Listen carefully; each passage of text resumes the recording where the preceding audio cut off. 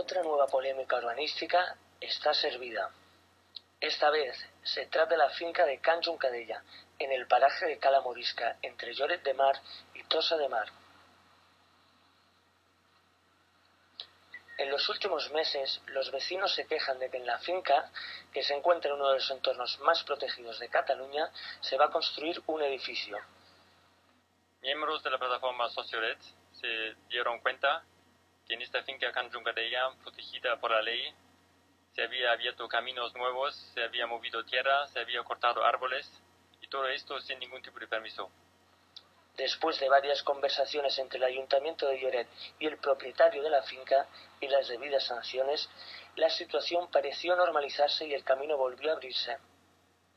Semanas después, vuelve la polémica al conocerse que la intención del propietario es reformar la edificación para convertirla en una mansión de lujo. Una finca de 18 hectáreas, protegida en completo por la ley.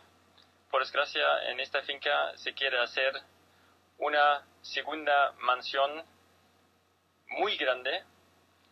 Desde el Ayuntamiento se sostiene que lo único que han hecho es cumplir con el Plan de Ordenación Urbanística, que fue aprobado previamente por la Generalitat y consecuentemente por el PEIN, Plan de Espacio de Interés Natural, y el PEDUS, el Plan Director Urbanístico del Sistema Costero.